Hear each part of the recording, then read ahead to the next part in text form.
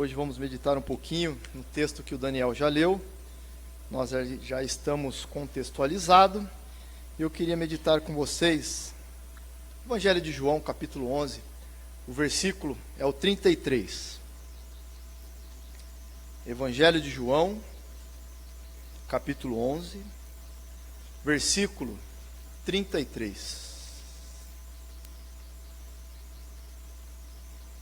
É apenas uma palavra, mas que carrega dentro dela um ensinamento grandioso. E é isso que eu gostaria de meditar com vocês, brevemente, eu espero não me delongar muito. Diz assim a palavra do Senhor: Jesus, vendo-a chorar, e bem assim os judeus que a acompanhavam, agitou-se no espírito e comoveu-se. Eu vou meditar nessa frase aqui: agitou-se no espírito e comoveu-se. É aqui que eu quero meditar com os irmãos. Vamos orar e a gente caminha um pouquinho por essa palavra aqui. Pai Santo, Pai amado, rogo a sua misericórdia e a sua bondade, que o Senhor possa nos alimentar com a tua palavra. Abra os nossos corações para que possamos entendê-la e colocá-la em prática na nossa vida, para que possamos glorificar o seu nome. É no nome santo e sagrado de Jesus. Amém. Deus, quando criou o mundo, tinha o propósito de tudo ser muito bom. E nós, como suas criaturas, deveríamos ter a plena comunhão com Deus. Gozá-lo da sua presença, desfrutá-lo.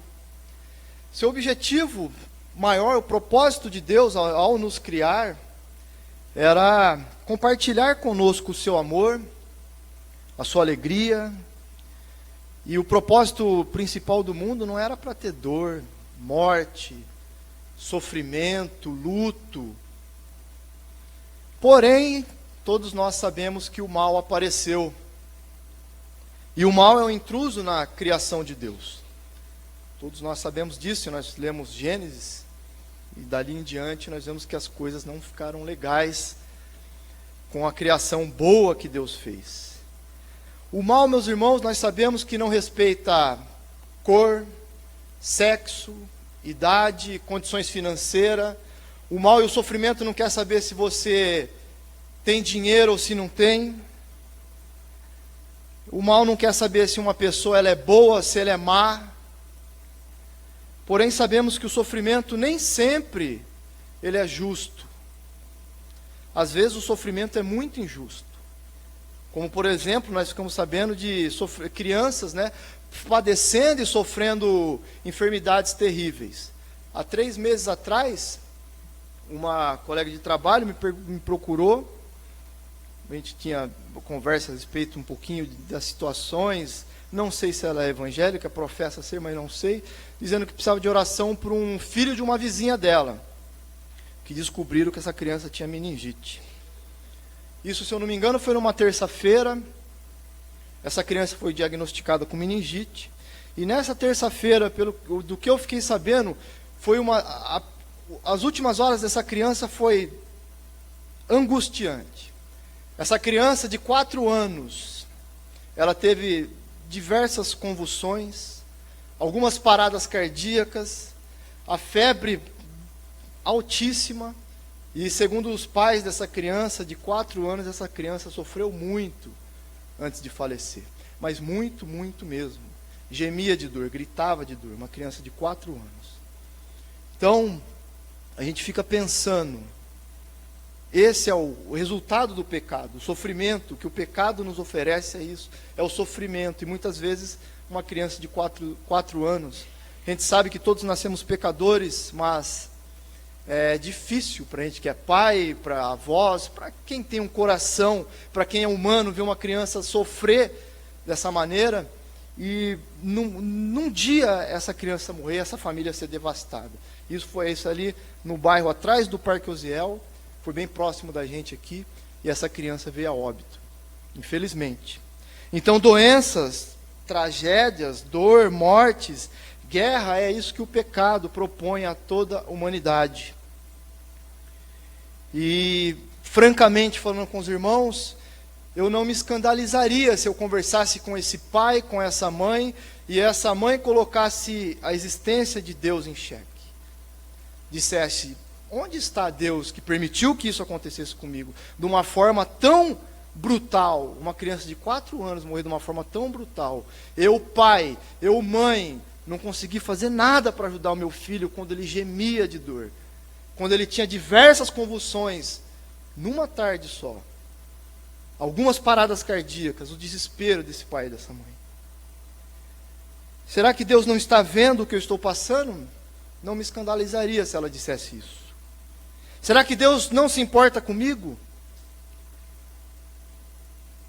Antes de tudo, eu creio piamente na soberania de Deus, que todas as obras de Deus são perfeitas, mesmo que a princípio a gente não entenda. Vou falar que eu creio na soberania, porque temos os pastores, temos professores aqui, o Paulo já até deu risada ali, eles podem me puxar a orelha. Creio sim, piamente na soberania de Deus. Mas se Deus é soberano, Ele é indiferente à dor e ao sofrimento? Quando vê uma pessoa sofrendo, Ele é indiferente? Como Deus está lá no céu vendo tudo isso? Será que Deus tem prazer no mal e no sofrimento? Eu até pouco tempo, confesso até no final do ano passado, eu tinha uma ideia de Deus assim. Eu sempre criei piamente na soberania de Deus. Então eu imaginava assim, Deus quando disciplinava uma pessoa, ele disciplinava, tratava a pessoa com a vara, porém ele ficava indiferente. Parece que ele tinha prazer em ver o seu sofrer. Não, você vai sofrer, você vai ser disciplinado, eu não estou nem um pouquinho preocupado com a sua dor, e etc e tal. Mas aí eu pensei, eu como pai, olha, parte meu coração quando eu vou disciplinar meus filhos. Não é uma alegria discipliná-los, mas muitas vezes eu tenho que discipliná-los. E vou explicar para vocês, vocês agiram mal, eu preciso discipliná-los. É a menina de 16, é o menino de 2 anos, todo mundo entra na vara, mas eu faço isso com o coração apertado porque eu não tenho prazer em discipliná-los, mas é preciso. Então a resposta a essa pergunta, se Deus tem prazer no mal e no sofrimento, olha, é um categórico não. Deus não tem prazer no mal. Deus não tem prazer no sofrimento, principalmente dos seus filhos. Deus não é indiferente ao nosso sofrimento, à nossa dor, e muito menos tem prazer no mal. O Deus que nós cremos é um Deus compassivo, aborrece o mal e sofre profundamente quando o seu povo sofre. O título do meu devocional de hoje é A Ira de Jesus, o Deus que sofre. Não é nada assim que os irmãos vão ficar chocados, quando a gente fala de ira. Estamos acostumados a ouvir a ira de Deus, mas hoje nós vamos ouvir um pouquinho a respeito da ira de Jesus. Muitas vezes temos uma ideia de Jesus, um homem bondoso, caridoso, compassivo, mas ele se irou profundamente. E esse texto aqui, esse versículo, essa palavra, vai nos mostrar isso. Hebreus capítulo 4, versículo 15, ele diz assim, pois não temos um sumo sacerdote que não possa compadecer-se das nossas fraquezas, mas sim alguém que, como nós, passou por todo tipo de tentação, porém sem pecado. Eu citei esse versículo aqui porque alguém pode objetar e falar, mas Deus está no céu exaltado, e ele já não está mais na sua condição de humilhação quando ele estava aqui na terra. Mas o versículo de Hebreus ele foi escrito depois da morte de Jesus. Então o autor de Hebreus ele tem essa ideia assim de que Deus ele se compadece dos seus, mesmo estando na glória e exaltado. Agora eu vou citar aqui um versículo que é muito mal interpretado. As pessoas entendem ele muito mal, que é o Salmo 116, versículo 15. Que muitas traduções, somente uma tradução em português que eu encontrei que é a correta, diz assim, preciosa é aos olhos do Senhor a morte dos seus santos. Quantas e quantas vezes os irmãos que já foram num velório e ouviu dos pregadores dizer que Deus está alegre porque o seu fiel morreu. Daquela impressão, poxa vida, todos nós estamos tristes, mas Deus alegre? Mas essa palavra no original, preciosa, ela tem uma conotação de peso, de pesar, algo que é precioso, mas é algo assim pesado, pesaroso. A única versão que eu encontrei em português que relata essa passagem de uma maneira correta é a NVI, que ela diz assim, ó: o Senhor vê com pesar a morte dos seus fiéis. A morte de um crente é pesaroso para Deus. Não é preciosa ou alegre. Deus se alegra quando os seus estão morrendo. Isso não é o que a Bíblia diz. Algumas traduções nós temos que tomar cuidado porque ela não mostra realmente a intensidade do que a palavra quer passar para nós. Então, embora Deus seja soberano, nada foge do seu controle. E é crucial nós entendermos o mal como um pecado, o mal e o pecado como inimigo de Deus.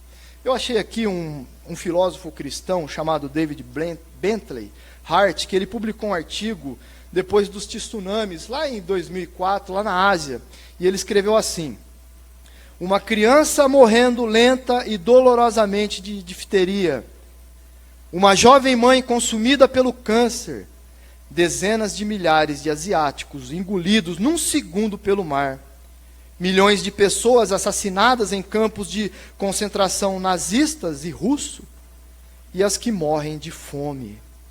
Ora, e ele continua, temos fé num Deus que veio resgatar a sua criação do absurdo do pecado e do vazio da morte. E assim, temos licença, esse aqui que eu acho que ele foi bem interessante, ele retratou bem a forma que nós crentes devemos agir. Assim, temos licença para odiar essas coisas com ódio absoluto.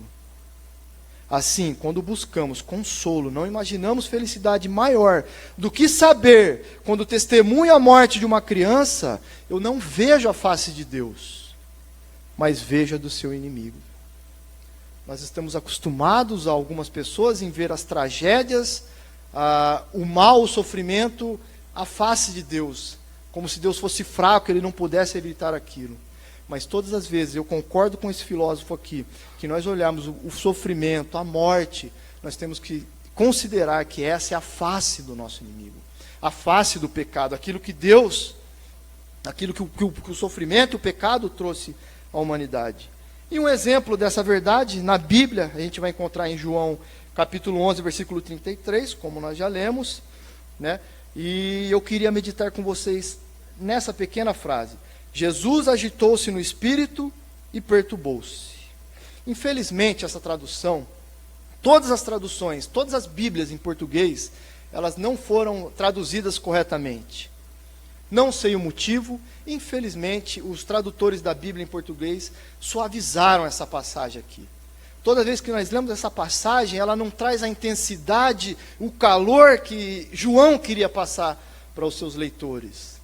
Ela não traz aquele fervor do que realmente aconteceu quando Jesus contemplou Maria e os judeus chorando.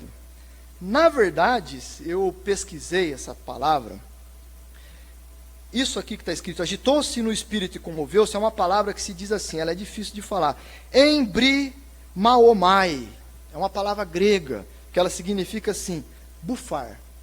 Se você abrir um dicionário grego e encontrar essa palavra aqui, ela significa bufar. Bufar do quê? De um cavalo bravo. Eu não sei se os irmãos já viram um cavalo bravo, eu não vi, eu perguntei para o pastor esse dia como é que é um cavalo bravo, e realmente é bravo mesmo. E é isso que a palavra quis dizer aqui, um bufar de um cavalo. Mas quando essa palavra ela é usada para seres humanos, ela significa ira, ultraje, indignação emocional. Então, na verdade, se vocês quiserem riscar esse versículo e colocarem da maneira correta, os nossos tradutores batistas regulares do Vila Teixeira, a nossa tradução, essa palavra diz assim, o que João quis dizer quando escreveu o versículo 33, o 38 é semelhante, é que quando Jesus viu o sofrimento e a dor daquelas pessoas, Jesus urrou de raiva. Jesus ficou extremamente irado. Jesus ficou extremamente indignado, urrou de raiva. É isso que essa tradução significa, é isso que deveria ter escrito na nossa Bíblia, para a gente realmente nos chocar, para realmente a gente entender vasculhar o coração de Jesus e ver a reação dele com o pecado, com o sofrimento do seu povo. Um teólogo chamado Benjamin Warfield, comentando essa passagem, ele escreve assim: o que João está dizendo, na verdade, é que Jesus se aproximou do túmulo de Lázaro, não em estado de sofrimento incontrolável, mas de raiva irreprimível.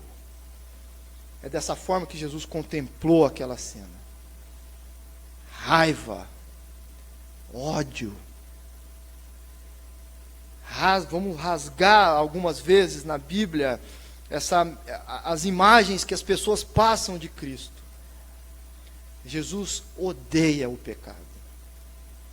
Jesus odeia ver o sofrimento do seu povo. Jesus odeia, ele urra quando ele vê os seus chorando, sofrendo. É isso que a Bíblia ensina em João, capítulo 11, versículo 33. E agora eu faço algumas perguntas. Mas por que a visão do túmulo de Lázaro e a dor da sua família enraiveceram Jesus? Como Daniel leu, como já foi lido esse capítulo, versículo 1, versículo 10, nós vamos ver Jesus tranquilo em relação ao que estava acontecendo. Versículo, se eu não me engano aqui, versículo 25, o versículo 24, versículo 23, ele declara que Lázaro irá de ressurgir. Jesus se alegrou porque ele não estava lá para ressuscitar Lázaro, para curar Lázaro. Mas por que no versículo 11, no versículo 33, ele está furioso? Por que no versículo 35, relata aqui, Jesus chorou? Será que a raiva e as lágrimas de Jesus não são, de certa forma, incoerentes com o contexto da história? Resumindo, se Jesus sabia que dentre algumas horas ou minutos, ele ia transformar toda aquela tristeza e luto em gritos de alegria e júbilo, por que ele chorou? Por que Jesus se enfureceu e sentiu raiva? Essa é a pergunta. E eu me assentei aos pés de dois teólogos, John Calvino e Benjamin Warfield, para responder essa pergunta. Jesus estava furioso com o quê? Benjamin Warfield, ele fazendo um comentário de John Calvino, ele responde: essa é a resposta. Por que Jesus se enfureceu? Por que Jesus chorou? Enfim, ele diz assim: o cenário da imensa angústia de Maria e seus amigos enraiveceu Jesus, porque deixou-o agudamente consciente da perversidade, anormalidade e tirania violenta da morte.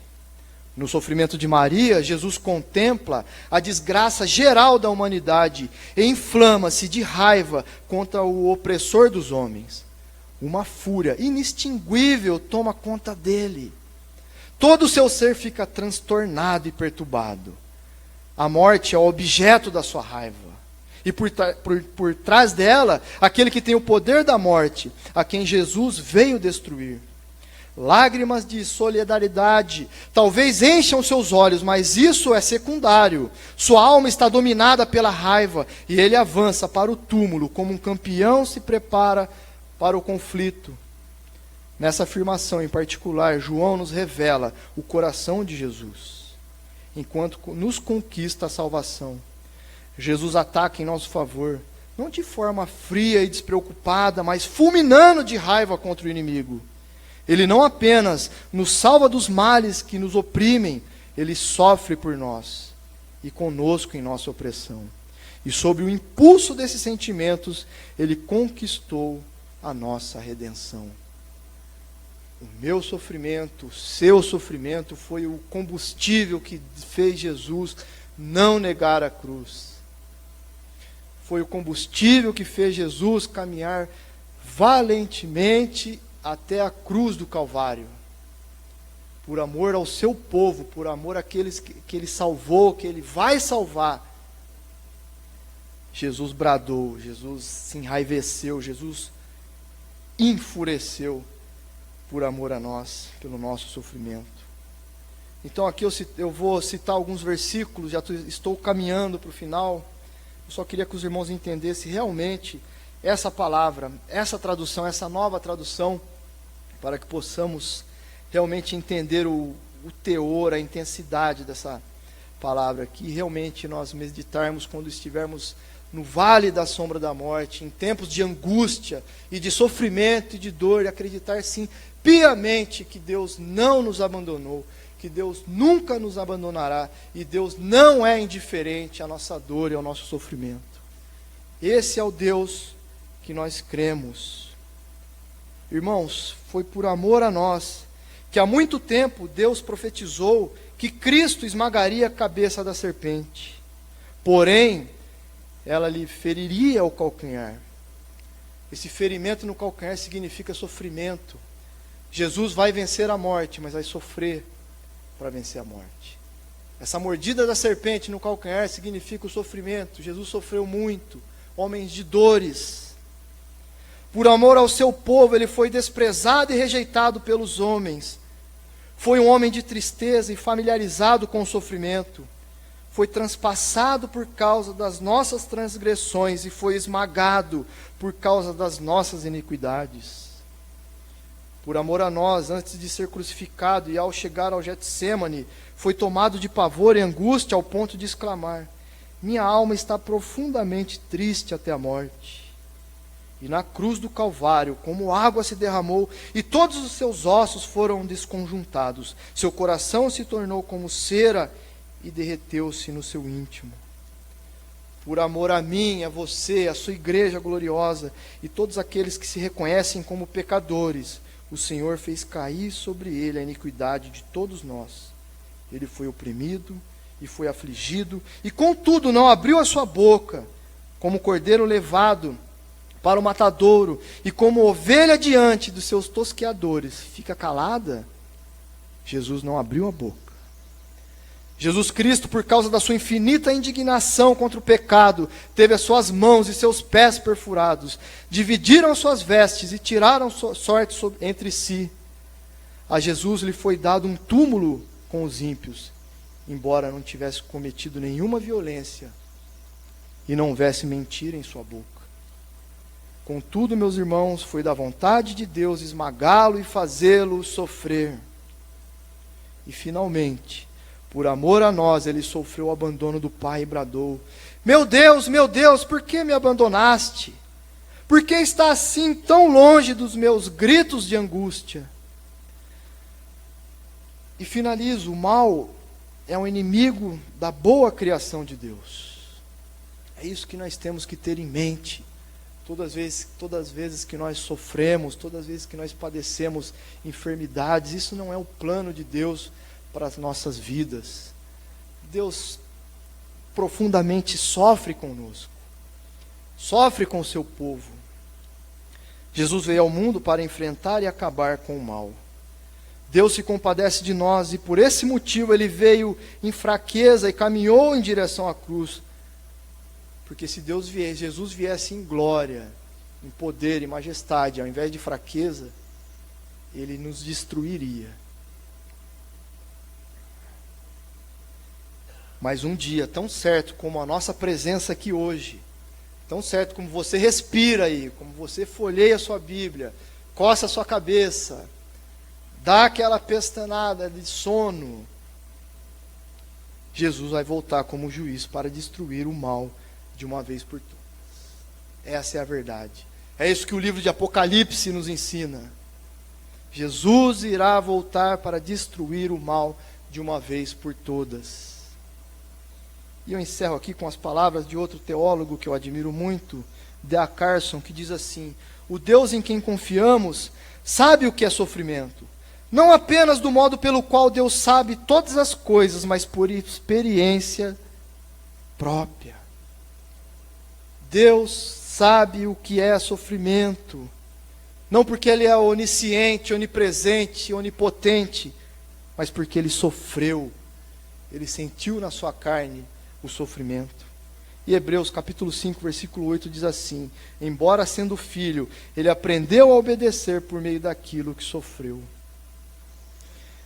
Esse é o Deus que nós cremos, é um Deus que se enfurece, está indignado com o mal, está indignado com o sofrimento, Mas aí os irmãos podem me perguntar, por que do sofrimento? Por que existe o sofrimento? Aí já não é assunto para esse sermão. Mas o sofrimento, sim, na vida do crente, na vida do cristão, é necessário. Devemos passar, sim, pela fornalha, devemos ser, sim, depurados para nos tornarmos a semelhança de Cristo. Se Cristo sofreu por nós, nós devemos sofrer para cada dia nos tornarmos a imagem e semelhança dele. Não existe outro modo de você ser semelhante a Cristo a não ser pelo sofrimento. Então, a mensagem que eu queria passar é essa: Jesus se ira, é um Deus que se ira quando vê seu povo sofrer, é um Deus que sofreu e é um Deus que se compadece lá nas alturas quando vê o nosso sofrimento. Amém, irmãos? Esse foi um breve devocional, realmente só queria meditar com vocês nessa palavra e que Deus possa nos abençoar. Obrigado, agradeço a oportunidade.